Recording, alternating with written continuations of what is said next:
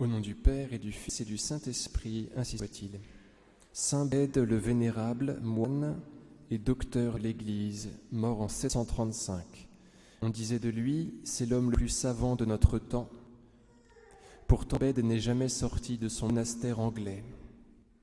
C'était un petit orphelin de Wearmouth, quand, à 7 ans, on le confie à saint Benoît Biscope, abbé du monastère local.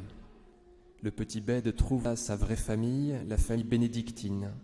Quand il fut grand, l'abbé l'envoya fonder avec saint Saulfried l'abbaye sœur de Jarrow, Jarrow. Il y demeura toute sa vie, réalisant en sa personne le modèle du moine bénédictin, partageant son temps entre le travail manuel. On dit de lui qu'il exerçait l'office de boulanger, l'étude et la prière. Son œuvre, qu'il appelle lui-même une compilation d'extraits des anciens, la bibliothèque de monastère était une richesse étonnante pour un nouveau monastère. Son œuvre, qu'il appelle lui-même une compilation d'extraits des anciens, est considérable. Œuvres exégétiques, historiques, liturgiques, poétiques.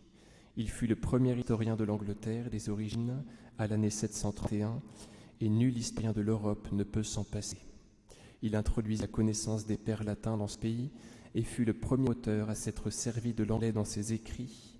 Son œuvre lui valut le surnom de Vénérable. Sa mort fut humble et tranquille comme toute sa vie. La veille, il dictait encore, assis sur son lit, une traduction anglaise de l'Évangile selon saint Jean. Cet homme communie au Christ à travers la captation de la sagesse, de l'intelligence, du logos. Le Seigneur Jésus s'appelle comme ça. Il est appelé comme ça par l'évangéliste saint Jean. Au commencement était le Verbe, et il se fait une vraie communion avec lui alors qu'on contemple les choses sacrées. Sa parole qui arrive par l'Écriture sainte. Donc saint Bède le Vénérable était dans cette posture-là, vous voyez, de réception de l'intelligence toute sa vie. Il était uni à Dieu de cette façon. Donc, chers amis, n'oublions pas que nous devons faire fonctionner notre intelligence, notre mémoire, recevoir le Verbe, nous communions aussi à lui de cette façon. Au nom du Père et du Fils et du Saint-Esprit, ainsi soit-il.